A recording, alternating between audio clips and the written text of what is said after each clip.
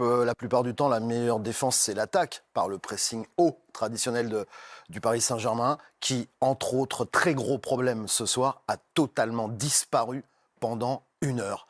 Et ça me paraît très inquiétant. Mickaël? Moi, c'est L'aspect défensif? Oui, évidemment, l'ancien défenseur. Bien sûr, vous avez déjà deviné. Non, effectivement, l'aspect défensif, mais je ne dirais pas la ligne défensive. Je parle vraiment sur un aspect collectif. Défensivement, les Parisiens sont dépassés parce que déjà, d'une, ils ne récupèrent pas assez vite le ballon. Des phases sur lesquelles ils étaient performants, bon, forcément, on se réfère à la saison dernière, mais des phases sur lesquelles ils étaient performants à la récupération très rapide. Là, ils sont beaucoup plus loin les uns des autres. Du coup, ils subissent beaucoup plus. Il y a des longues courses qui sont faites dans le dos des milieux de terrain et on a vu Paris en grande difficulté. On file directement au Parc des Princes rejoindre Nicolas Paillard et Olivier Talaron. Réaction en direct de Nuno Mendes, défenseur gauche du Paris Saint-Germain. Bonsoir Nuno. On n'était pas à notre niveau. Monaco, ils ont réussi à gagner. Ils ont réussi à marquer 3 buts. C'est ça qui s'est passé aujourd'hui. On a le sentiment que physiquement vous êtes en difficulté. Est-ce que tu nous confirmes que physiquement c'est difficile pour vous, notamment dans l'intensité? Non, je pense qu'on est bien. Aujourd'hui, on n'était pas à notre niveau. On n'a pas fait ce qu'on fait normalement, avoir le ballon depuis le début, contrôler le match. C'est ça, je pense que nous, depuis le début du match jusqu'à la fin, on était bien. Donc c'est ça, je pense que c'est pas en question de fatigue. On a le temps pour se reposer, c'est vrai. Donc il faut travailler, il faut se reposer aussi pour arriver mercredi bien. Nuno, justement, comment rebondir après cette prestation et ce résultat ce soir? Comment rebondir dès mercredi face à Chelsea? C'est ça, c'est un match qui c'était compliqué aujourd'hui. Donc on va affronter Chelsea de la même manière qu'on a rentré pour ce match-là. Alors avec l'envie de gagner le match, c'est ça notre objectif. Est-ce que c'est inquiétant quand même? Parce que si on est lucide, ça fait plusieurs matchs que c'est parfois un peu difficile contre les gros. Donc est-ce que ça vous inquiète de voir que vous arrivez avec ce niveau-là face à Chelsea ou pas? C'est normal, les autres équipes aussi, ils ont des bons joueurs. Nous, on a des bons joueurs aussi. Donc le football, ça change. Donc plus le temps passe, les équipes ils se préparent bien aussi. Le football, ça change. Donc nous, on est prêts. On va s'entraîner bien cette semaine pour arriver mercredi. Est-ce que ce qui a fait défaut ce soir, ce sont les passes mal dosées? J'ai pas compris. Est-ce que ce qui a fait défaut ce soir, ce sont les passes mal dosées et interceptées par l'adversaire? C'est ça qu'il va falloir rectifier face à Chelsea? Oui. C'est un des trucs qu'on doit améliorer. On a perdu beaucoup de ballons bêtes, je pense. Après, il faut courir vers notre but. Je pense que c'est pas ça qu'on aime. On aime attaquer vers le but adversaire. Et c'est ça, on doit améliorer. Le problème n'est pas physique. Quel est le problème alors sur les derniers matchs et sur le match de ce soir? Si ce n'est pas physique, on n'est pas à notre niveau, on n'a pas réussi à faire ce qu'on doit faire, ce qu'on fait normalement. Avoir le ballon, contrôler le match, c'est en question de temps. Donc on va se reposer, travailler bien pour arriver à faire ça mercredi. Ben, s'il avait comme objectif de rien dire, c'est assez réussi. Puisqu'il n'a pas dit grand-chose. Non mais c'est bon, voilà. Enfin, la dernière fois qu'on a eu des révélations dans une interview d'un joueur du PSG, il y a eu Dembélé avec sa petite sortie à Rennes. La sortie d'après-match à Rennes, il y avait une belle révélation quand même. C'est quand même assez rare que publiquement les joueurs parisiens aient des déclarations qui clashent. Mais on attend d'autant plus celle de Luis Enrique ce soir. Parce que va-t-il continuer à positiver? Je me pose vraiment la question. Là, sur les plans sur lui en deuxième période, il avait l'air vraiment relativement catastrophé. On a entendu l'aile droite du plateau sur le problème à Paris. C'était d'ailleurs partagé. Est-ce que vous allez vous mettre d'accord de ce côté-là? Mais moi, je suis plutôt de l'avis de Philippe. Je trouve qu'offensivement, c'est beaucoup plus inquiétant. Parce que forcément, ce qui fait la force de cette équipe et ce qui a toujours fait la force de cette équipe, ce sont des latéraux qui jouent très haut. On sait que c'est pas le Cholismo, qu'on n'est pas sur la défense de l'Atlético Madrid, qu'ils vont pas avoir une ligne de 4, de 5 tout le temps derrière. Et là, avec le surnombre offensif qu'il y a quasiment tout le temps dans le match, avec plus de 50 ballons dans la surface, on arrive devant le gardien, on n'est pas capable de faire les bons choix. Je pense à Barcola, je pense à Désiré Doué, dans beaucoup de situations. Et je suis très inquiet aussi. J'ai trouvé la rentrée de Dembélé un peu très floue, très mitigée. Donc pour moi, offensivement, c'est une équipe qui est censée être capable de marquer autrement que par une frappe contrée de façon presque hasardeuse qui vient tromper Philippe Keun et pas seulement de cette façon-là. Donc moi, ce qui m'inquiète, c'est vraiment ce qui est produit offensivement par le PSG. C'est vrai d'ailleurs, Alexandre, vous faites bien de le dire et de le préciser. Le Ballon d'Or, Ousmane Dembélé est entré en jeu. C'était quand même une des informations puisque ça fait quelques semaines qu'il est touché. Je regarde sur mon téléphone, non pas que je gère mes messages personnels, mais c'est plutôt pour voir combien de temps il a joué. Une demi-heure. Il est rentré à la 60e minute tout pile, donc une demi-heure plus le temps additionnel. Bon, de 8 minutes, on ne sait pas pourquoi, mais ce n'est pas le débat. Dominique, c'est à vous de trancher. Ce sera un 2 partout. Ce sera un 2 partout. Je vais aller dans le sens de Michael parce que les occasions. Alors ce soir, effectivement, il n'y en a pas énormément, mais quand on regarde les derniers matchs, il y a beaucoup de XG dans les productions du PSG. C'est une équipe qui continue de marquer, même si elle a pu faire mieux par le passé. Et ce qui est inquiétant, c'est, et là je le rejoins aussi, c'est le comportement défensif collectif de l'équipe. Paris vient de prendre 10 buts en 6 matchs. C'est quand même une série qui est assez désastreuse. Et on a un coach qui, dans la semaine, nous a dit non, il n'y a pas de problème physique, mon équipe va bien, elle est en jambes. Donc je me pose la question, est-ce qu'il y a un problème athlétique, un problème mental, pardon. Est-ce que cette équipe fait un petit peu moins d'efforts et du coup elle se désunit. Là vous baissez, c'est le très haut niveau, vous baissez de 4-5% et ça y est, tout d'un coup vous avez 10 cm de retard et c'est fini, l'adversaire passe et toutes les situations se débloquent. Donc il y a une vraie interrogation sur peut-être l'usure mentale de cette équipe après tout ce qu'ils ont connu depuis la saison dernière et depuis le début de cette saison. Eh ben, on va demander à Olivier Talaron qui a regardé ce match avec Nicolas Paillard depuis le Parc des Princes à quelques kilomètres à vol d'oiseau des locaux de Canal. Olivier, c'est partagé pour le moment ce qui se dit en plateau pour vous, prioritairement, parce qu'évidemment il y a des problèmes un peu partout, c'est tout le danger à Paris, mais qu'est-ce que vous cibleriez davantage, vous, les problèmes offensifs ou défensifs du Paris Saint-Germain? Et bonsoir évidemment, parce qu'on est poli. Bonsoir.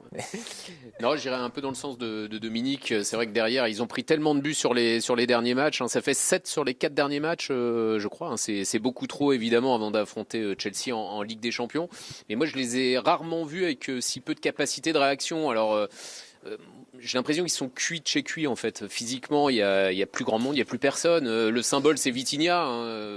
J'ai pas de souvenir de l'avoir vu rater, faire des passes à l'adversaire à ce point-là sur la fin de match. C'est vrai que jusqu'ici, mentalement, ils arrivaient à compenser ces problèmes physiques et j'ai l'impression que même mentalement, ils n'y arrivent plus et que je me demande vraiment s'ils peuvent faire mieux que ce qu'ils font en ce moment. Parce que quand on marque pas devant, c'est qu'il vous manque le petit geste qu'il faut. Derrière, quand vous prenez des buts, c'est que vous êtes un petit peu mal placé par rapport à d'habitude, une mauvaise passe, une passe à l'adversaire. Et j'ai l'impression qu'ils peuvent pas faire mieux. Donc oui, c'est inquiétant avant de Chelsea et c'est dur de dire. Ils sont aussi défaillants derrière que devant. Alors on va dire derrière s'il faut faire un choix parce que vous prenez trop de buts, mais franchement c'est assez global.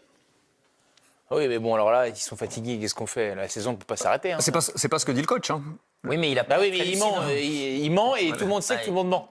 Il n'a pas l'air très lucide parce que déjà, le cas Dembélé, on a bien senti qu'avec Ousmane, ils n'étaient pas sur la même longueur d'onde avec Ousmane Dembélé sur ce sujet-là. Là, encore une fois, c'est vrai que Olivier Talaron a souligné un point important, mais et puis vous le disiez aussi, Michael et Philippe, mais à la récupération, dans le contre-pressing, ils ont toujours été extraordinaires. Parce que ce soir, combien de fois les Monégasques ont 5-6 mètres pour relancer les ballons et je trouve que ça en dit long sur l'état physique du club. Par rapport aux arguments que développe Olivier de nous dire ils sont cuits en gros, ce que j'arrive pas bien, là où je le suis moins, c'est que notamment les 20 premières minutes, ça ne sont pas bonnes du tout. Et là, Mickaël, ils ne sont pas fatigués, vous 20 minutes. Non, ils ne sont pas fatigués. Mais après, je pense que c'est une dynamique. Aujourd'hui, on a eu l'habitude de voir un Paris super agressif, super ensemble. Super haut. Super haut. Et là, ils étaient bas. Là, moi, je trouve que c'est vrai qu'il y a un problème offensivement, défensivement. Moi, j'appuie sur le plan défensif, mais offensivement, ils n'arrivent pas à combiner. On voit des joueurs qui tergiversent, on voit des joueurs qui temporisent énormément et qui perdent l'avantage qu'ils peuvent avoir sur les actions offensives. Et c'est trop compliqué pour une équipe de ne pas avoir cet avantage, surtout quand ils sont à domicile. C'est une équipe qui a l'habitude d'avoir le ballon. Et là, ils sont trop à la recherche. On les sent psychologiquement atteints sur je sais pas, ils ont pas ce petit truc qui faisait la différence. C'est une équipe qui a perdu sa dynamique collective, hein, clairement, par rapport à ce qu'ils faisaient l'année dernière à la même époque. On sent pas qu'ils étouffaient l'année dernière. Ils étouffaient leurs adversaires. C'est impossible d'aligner 3 passes. C'est là, ça. Monaco. Et là, c'est plus jamais le cas. On a l'impression. Parce qu'il y a des espaces entre les lignes, parce qu'il y a des Parce qu'ils n'ont pas les jambes. qui sont faits un peu moins de manière intense. Ah non, mais on va dire jusqu'au bout, ça. Honnêtement, je pense que c'est un peu les deux. Je pense qu'il y a de l'usure mentale aussi. Oui, mais je pense que ça part d'abord et principalement du physique. Je suis tout à fait d'accord avec Olivier Talaron. C'est psychologique aussi. Mais pour moi, c'est physique, je suis désolé. Le parce grand que- problème de Paris cette année justement, est physique. c'est parce Les que mecs, c'est Paris. ils sont cramés. Ils sont Il cramés. reste envie à se reposer, excusez-moi. Et ben parce que c'est pourquoi on les repose? Parce que justement pour essayer de retrouver du jus, la marche avant, un peu de vitesse. Mais jusqu'en 2034, vous nous en parlez, Le des problème 5 jours de de Paris- repos, et 2 saisons, on a compris Marseille. Le problème de Paris, c'est que quand tu prends un but vraiment trop tôt, et c'est pas la première fois qu'ils le font contre Monaco, quand tu prends un but trop tôt, derrière, tu dois déjà courir après le score. Et c'est difficile, c'est pour ça que j'appuie le plan défensif, c'est parce que l'aspect défensif, pardon, c'est parce que c'est plus facile d'avoir des points sans prendre de but plutôt que d'en mettre. Si derrière tu en prends plus que tu en mets. Oui, mais ça on est d'accord. Mais le but intervient à la 27e minute. Mais même déjà pendant ces 27 premières minutes, il y a déjà des situations pour Monaco. C'est déjà pas bon. Oui, bien sûr. Elle est déjà pas très bonne cette ça aurait pu venir bien avant. Après, il y a des joueurs qui individuellement sont censés faire des différences, qui ont très mal joué aujourd'hui. Et là, personne. Alors après, peut-être que vous avez été un peu pris par la question, un peu fourbe, préparé par les équipes éditoriales. Très fourbe, Mais très fourbe. au milieu de terrain, Ouais. l'an dernier, le poumon, c'est quand même Vitinha, Ruiz et notre Neves, ami il en manquait Neves. 2. Il en manquait 2 sur 3 ce soir. Là, Zaïre Emery qui fait des passes aux adversaires, Dro qui est bon mais qui est pas prêt. Hein. Il est bon mais il est pas prêt. Bien. Et Vitinha qui est donc cuit. Là, on est très très loin du compte. Hein. Ah, il y a plus très loin du compte. Il n'y a plus du tout de maîtrise dans ce qui était le cœur du jeu, le moteur du jeu parisien. Il n'y a plus les jambes. Ce milieu ne fabrique plus de jeu. Déjà, ils récupèrent plus les ballons. Déjà. Donc, ils n'ont plus cette intensité. Moi, honnêtement, je suis OK sur le physique. Il y a eu les blessés, il y a les mauvaises préparations. On ne va pas refaire la saison du PSG. Mais je pense vraiment qu'il y a une usure mentale, que les gars ont beaucoup donné. Beaucoup donné, bien sûr. Que la saison est partie un peu de travers, qu'il y a la Coupe du Monde qui arrive derrière, que ça y est, la Ligue des Champions, ils l'ont gagnée. Je dis pas qu'ils ont lâché l'affaire, mais il suffit de baisser un tout petit peu d'intensité, d'investissement mental et tout, et ça y est. Il fallait écouter Dembélé. Ça se grippe. Oui, mais plutôt que de le tailler, il fallait écouter encore une Dembélé, fois, ça c'est un peu l'œuf ou la poule. De toute façon, on se rejoint. Mais pour moi, le point de départ, il est physique. Et puisque vous accentuez particulièrement sur le milieu de terrain pendant 1 heure se fait manger dans le combat, dans l'agressivité de ce milieu à 3 monégasque qui vient les chercher très haut, encore plus haut qu'on ne l'aurait imaginé, et qui les empêche totalement. C'est pour ça que j'accentue quand même sur la donnée athlétique, physique, et je le dirais peut-être jusqu'à la fin de la saison. Et ce ne sont pas quand même les seuls. Je trouve que certes, il y a ce problème au milieu de terrain. Rappelez-vous la saison dernière, ceux qui ont d'ailleurs été placés très haut au Ballon d'Or, on pense notamment à Hakimi, qui était un prétendant, on pense à des joueurs comme ça, à Nuno Mendes, même si Nuno Mendes est loin d'être le pire dans cette équipe. Je trouve que ces 2 joueurs-là ont vraiment un rôle capital aussi, que ce soit devant et derrière, et moi je les trouve quand même bien en dessous. Nuno Mendes a beaucoup de volume, mais Hakimi, c'est l'ombre de lui-même. Franchement, Hakimi, depuis la blessure, comment vous voulez qu'il soit bon, Hakimi? Mais c'est ça le problème. Mais c'est le problème, c'est le problème. Je sais pas, il a disputé la CAN, il avait le brassard, ils sont perdus en finale. Bon, bref, avant il s'est blessé. Et il s'est bien guéri ou pas? Il risque de 15 ans de prison. Il y a un moment donné, s'il était bon, moi je serais surpris. C'est ce qu'on dit. D'où l'aspect psychologique aussi. D'où l'aspect psychologique, effectivement. Et après, tous les joueurs, ce n'est pas que lui. Non, mais tous les joueurs ne sont pas dans les meilleures dispositions. Et puis il y a un truc qu'il faut souligner aussi, c'est que les adversaires bossent aussi. Hein. Et on voit des équipes qui ont trouvé la parade, qui sont capables. Parce que Monaco, mine de rien, là, c'est ce soir. Mais ils font un super match. Déjà, ils ont battu 2 fois le PSG en Ligue 1. Et à 11 contre 11, j'ai regardé ça cet après-midi, à 11 contre 11 en 4 fois, ils n'ont jamais été menés contre Paris. Voilà. Ils ont mis 8 buts. 1-0, 2-2, 1-0 et 3-1 ce soir. À 11 contre 11 contre le PSG en 4 matchs. Donc voilà, il y a des équipes qui ont trouvé la parade, qui ont les moyens de rivaliser dans l'intensité au milieu, qui vont les chercher, qui les bousculent, qui les poussent à la faute. Comme là, il y a eu deux grossières erreurs qui ont amené 2 buts. Voilà, le PSG n'est pas tout seul, hein. Les autres ils bossent aussi. Hein. Ouais, mais il fut un temps, ils ne voyaient pas le jour quand même. Non, ils ne voyaient pas le cuir, ces équipes-là. Même en jouant comme ça, et même en jouant à leur meilleur niveau. Rappelez-vous la saison dernière. Mais contre Paris qui est un peu plus bas, voilà. Oui, c'est vrai. Monaco, c'est une chose, Chelsea en est une autre. Chelsea, adversaire du Paris Saint-Germain, mercredi, 8e de finale de Ligue des Champions. On rappelle que Chelsea est la seule équipe qui avait battu le PSG, qui marchait sur l'Europe la saison dernière en Coupe du Monde des clubs, puisqu'ils les avaient battus en finale de cette compétition. Donc la question qu'on a envie de se poser, puisque au début on pouvait se dire PSG tenant du titre, tout va bien se passer, etc. Le PSG devient-il outsider contre Chelsea? Eh oui. Ah. Qui dit non? Qui dit pas de problème, ça va le faire? Moi, je dirais pas. Moi, en tout cas, je dis qu'ils ne sont plus favoris. Pour moi, c'est du 50-50, quoi. Oui, vous dites oui, donc vous dites pas qu'ils sont encore favoris. Non, je dis pas qu'ils sont outsiders, mais pour moi, ils ne sont plus favoris. Voilà. Moi, je dis non. Ils ne deviennent pas outsiders? Non. Pas encore, parce qu'il y a bien des motifs d'inquiétude. Hein, j'en suis bien conscient, mais je trouve que Paris, ce soir, pendant 1 heure, c'est le fantôme du PSG, voilà, en un mot. Mais je trouve qu'avec les changements à la demi-heure, la rentrée de Dembélé, on s'est rapproché quand même du visage. Oui, ça a été beaucoup plus vite.